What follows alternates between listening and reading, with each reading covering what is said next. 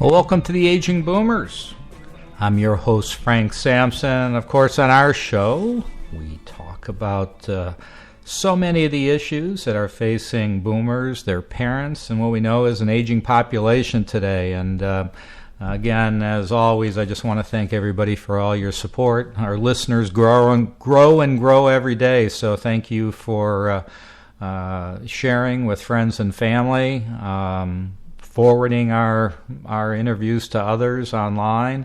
I think that it appears like probably the number one way that people connect to our show is actually they download our free app on their iPhone, Android phone, and you could just go on to your apps, type in the Aging Boomers, and then you could get updated on all the shows. But so many of you have gone onto iTunes, iHeartRadio, and right on our website at agingboomers.com. So again, thank you so much for all your support.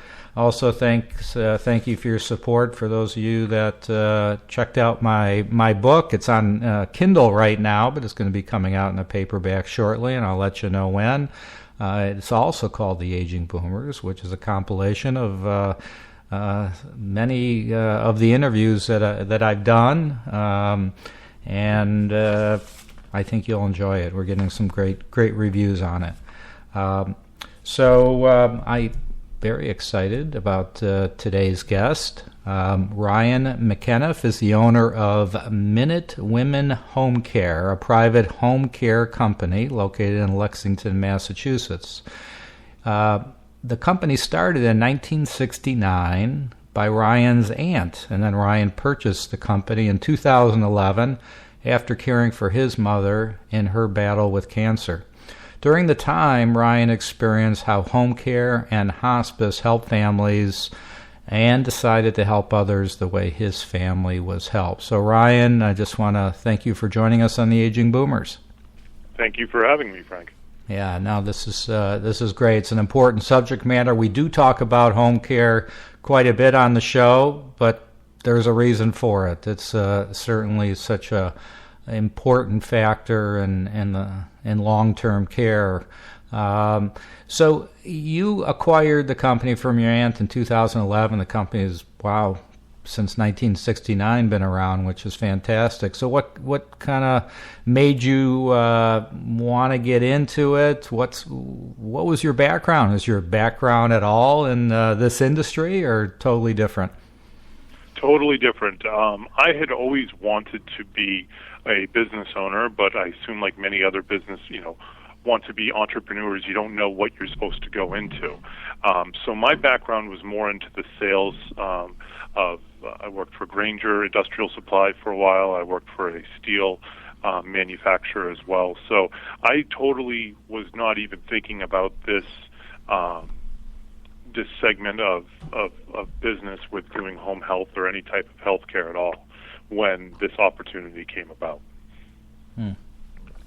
So your aunt started at 669. That's quite a while. What's the history there? What made her get into it?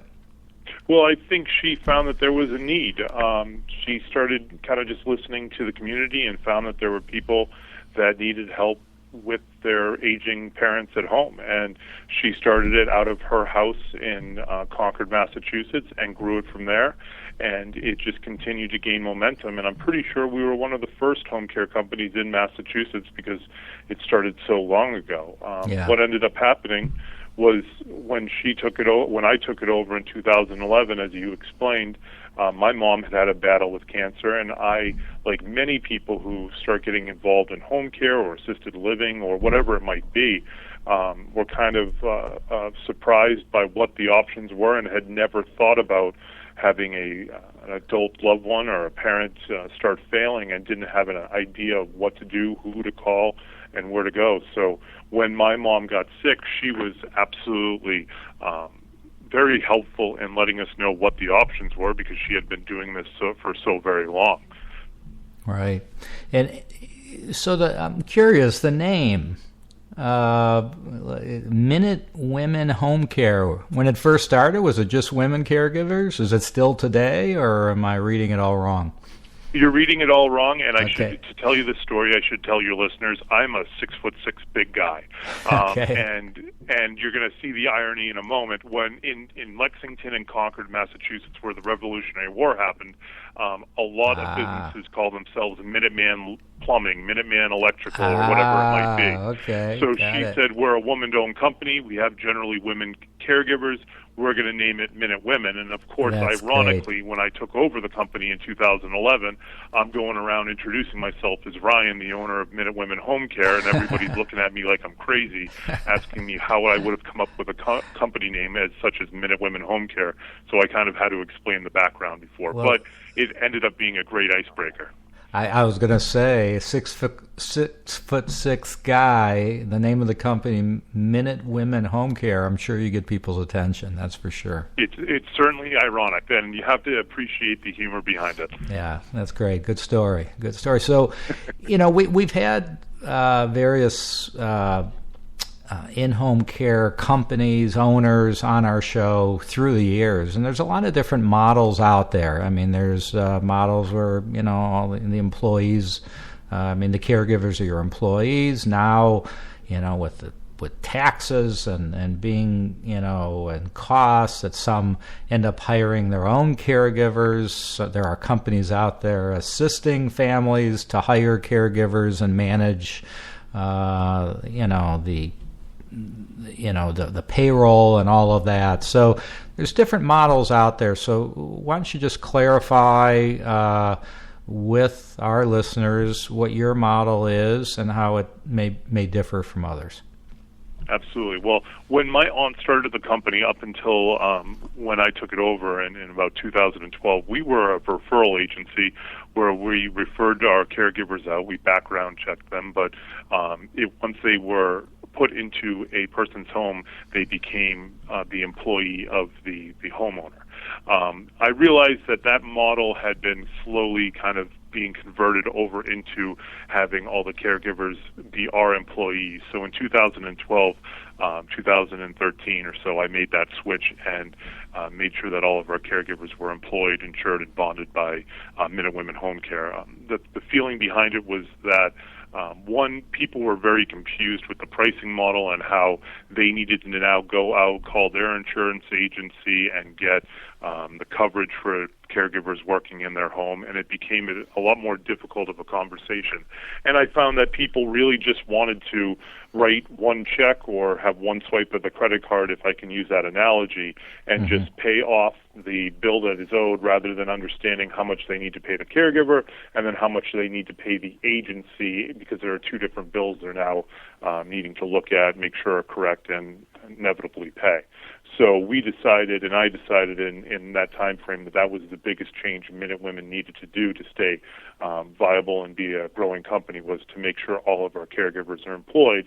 And I think that's important for anybody to investigate. I mean, you can go with either model, but personally, I think it's a lot easier, it's a lot cleaner to explain to people, and in the end, the liability is on us to make sure that our caregivers are doing the right job. And if they do get injured in the home, then we have the insurance to make sure that the homeowner and the client that's using us isn't going to be liable for any injuries or anything like that.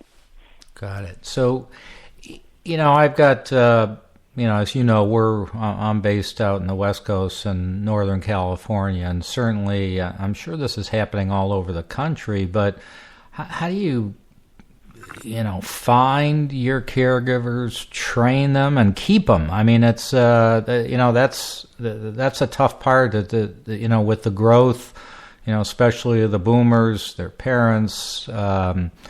Caregiving is just growing, and we need good quality people. So, what do you do differently to kind of make sure you have the best? Have real good ones and hang on to them.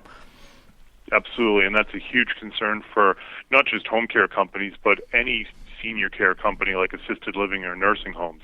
I was just at a trade show yesterday, and multiple people came up to me in different industries questioning how we're keeping our caregivers, so it's certainly relevant. What we've done in the past and what we've continued to do from what my aunt had done was that we treat our caregivers extraordinarily well, and we pay them above average what most other caregivers are getting. The combination of treating our caregivers with respect and not expecting them to just do whatever we say, but politely ask them if they can do us a favor and go do a fill-in for us, or if they'd be interested in taking a job, has really helped us retain caregivers and helped us to grow our company.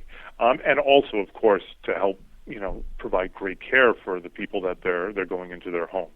I think when you start treating your caregivers with the utmost respect and you realize that they're the people that make or break your company, because they are not only caregivers, but they're salespeople in and of themselves, because how they treat the client will effectively determine what your reputation is.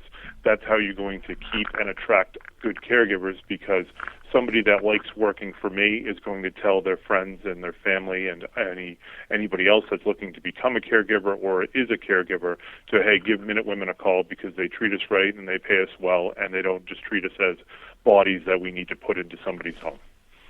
Yeah. And so the people that come to you,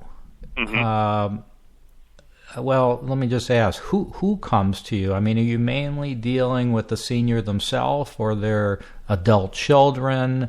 Who's that initial contact with The initial contact I find is with an adult child or a power of attorney or somebody representing the person we're going to be caring for. Okay. All right. And how did the clients, your clients, find you? Where are you getting most of your business from? I mean, is it through direct marketing or referrals? And how do they find you? I think there are three major ways that we've been successful in finding clients. The first is, since we've been in business for so long, we have a strong word-of-mouth referral base where people have used us over the course of 4 decades, so the word does get out. Additionally, we've done a very good job in internet marketing. We have put a lot of effort and time and money into making sure that our website and our footprint online are the best that they can be. And then the other reason we've gotten a lot of business is by developing relationships with geriatric care managers. As we all know, geriatric care managers do quite a bit for their clients, and the last thing they want to deal with is a headache of people not showing up or issues with a private home care agency. So we've strived to do a really good job with cases that they've referred to us, so that the word gets out that Minutewomen Home Care does a good job on all cases, but especially with the geriatric care managers that refer to us, and we find that helps out. We've had a bit of difficulty getting referrals from facilities, whether they're assisted livings, nursing homes, and hospitals, and we could go on to that for forever, but that's just what we found, and we decided to change up our marketing strategy to go after other sources that might be a little bit easier for us to do, hence internet marketing and geriatric care managers. Okay.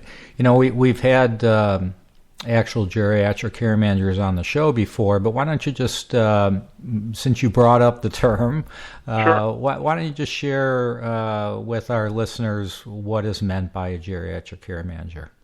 Well, a geriatric care manager is a point of contact for a family, a representative for the senior between generally where we work with geriatric care managers is when the adult children live in another town or another city or another state than their parent does. So the geriatric care manager is basically an advocate for the aging parent for anything they might need and conveys any information that is necessary to their loved ones or to a home health agency. So when a geriatric care manager gets involved with us and says, hey, we need your help for so-and-so case, I look at them as my boss and taking direction from them and knowing what needs to be done in terms of the hours, the skill level needed, and things like that. Got it. So, I know this varies state by state, but I think generally speaking, in-home care is private pay for the most part. Correct. Right? So it could get pretty expensive, and especially expensive if people don't plan for it, and most people don't, unfortunately. But so how do you assist people in maybe finding third-party help to pay? What do you what kind of services do you provide to help your families and with these costs? Certainly, and when somebody calls up, we go through obviously a process explaining to them what we do, and at the end of that process we explain the pricing. And since I went through it with my mom, and I understand that having somebody one-to-one, I'm very sensitive to the fact that it gets very expensive quickly. In the New England area, the prices range, but they're generally in the high 20s to the low 30s per dollar per hour. So you're talking generally right around $26, $27, $28 an hour to have somebody come into your home. When somebody says that they are looking for home care, I immediately ask them, do they have long-term care insurance, or are they a veteran, and do they want to explore what Veterans Aid and Attendance Program has to offer? I can send them literature out with that, and I can get them in contact with the appropriate people, whether that's at a council on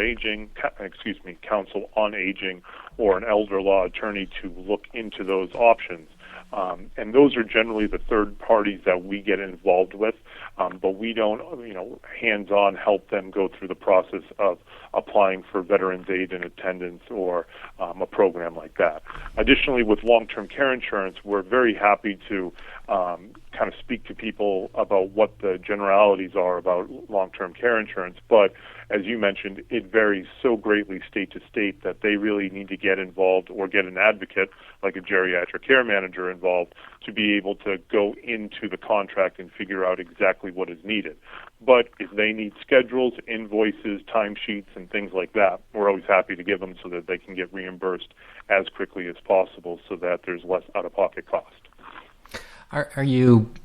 this has to be tough. It must happen. Hopefully it doesn't happen too often, but where you just can't help somebody because they just don't have the money to pay, and what happens in those situations? I know that's a tough one. Yeah, absolutely. We have situations where people either don't have the money or they don't need a huge amount of care and they only need half an hour or an hour. Obviously, if we can try to help out in any way, or if somebody just needs a ride to the doctor's appointment or the dentist, I've been more than happy to do that for free of charge. But in the end, we're taking a big risk by offering services and having the chance that something bad could happen and we could get sued over it. So it is a slippery slope. But when that does happen, I suggest that they contact their local aging council on aging, or we have something called Minutewomen Senior Services, ironically of the name we were talking about earlier, that helps out people that do not have a large amount of money to spend on home care, but they can get Meals on Wheels, or they can get state-subsidized home health aides that come in for a few hours a week.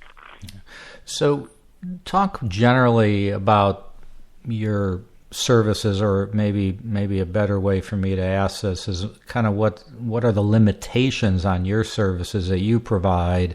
And I know that in-home care, that term is kind of a generic term, but I guess I would some people call your type of service private duty. I refer to it more as non-medical, but then there's also the medical side of home care. Why don't you talk about those differences and generally what your limitations are? Yeah, and absolutely, I can definitely talk on that. I think it's very important to explain to potential clients what our limitations are and what they aren't, so they have realistic expectations of when we're doing our job correctly and if we make a mistake or anything like that. So I agree that there are a lot of names, whether it's private duty, in-home care, non-medical home care.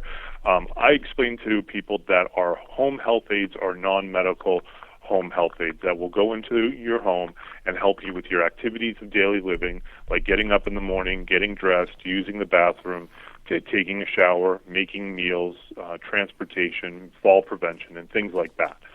That's where our aides and what our services are there for.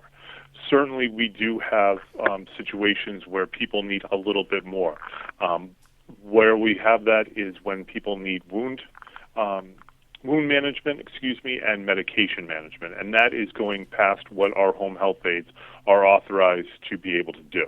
And we do have LPNs or registered nurses that can come in on a per diem basis on per visits to manage medications or handle open wounds so that person is safe and in their home, and there's no necessary need to go to the emergency room or travel to a doctor to get that done. But that is a big line that we have to distinguish between what our home health aides can do and what they can't do. You mentioned medication management. Why don't you also maybe explain the difference of what you mean by medication management versus medication reminders? Gotcha. So medication management is when we have a nurse that goes in and actually handles the pill bottles, handles the pills themselves, and either sets them up on a weekly, bi-weekly, or a monthly basis in one of those pill reminder boxes that we all know about with that many seniors have. So they are there to actually touch and handle and determine what pills are supposed to be taken by the client and which ones are not. The home health aides will do medication reminders where they won't handle the actual medications, but they will make sure that your mom or dad is taking the pills at the right time during the day and ensures that they're taking all of the pills that are scheduled for that time frame. So that is the difference between a medication management and medication reminders. Got it. All right, that helps explain that.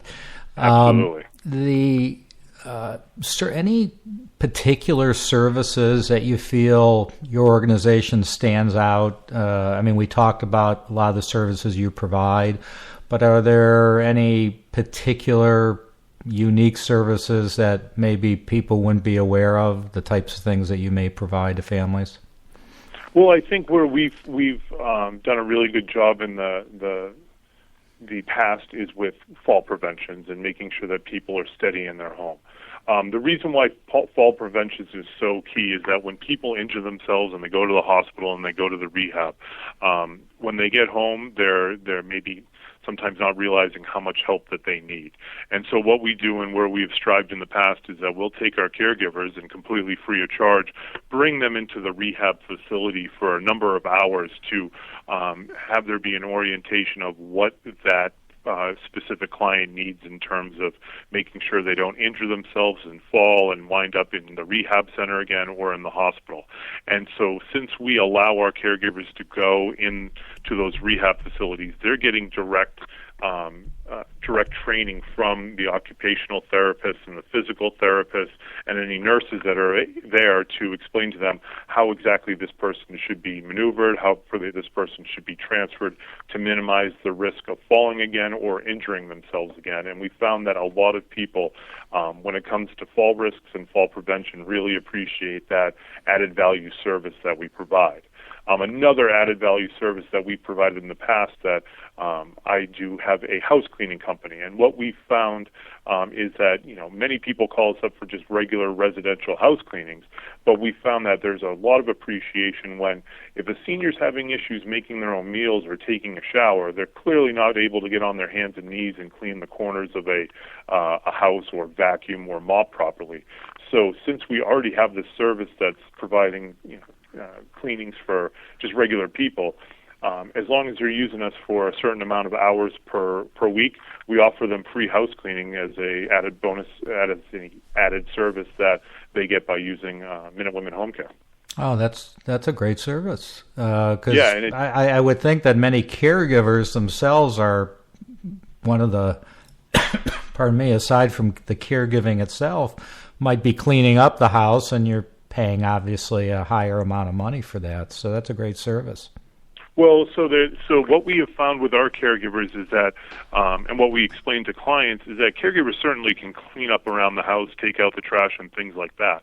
But if you have somebody that has dementia or somebody that's a fall risk, that caregiver can't just go upstairs and start vacuuming and cleaning the windows and making the beds constantly, because if that person falls, it kind of defeats the purpose of having one-to-one care.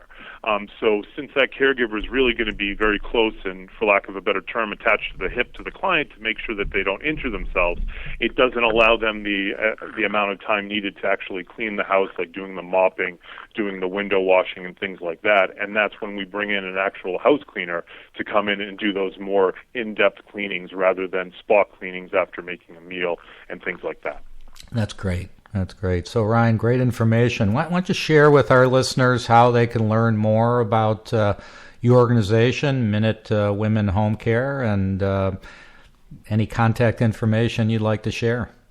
Sure. My suggestion would be go to our website. It's mwhomecare.com, and if you want to give us a call, we have a toll-free number at 844-BEST-CARE.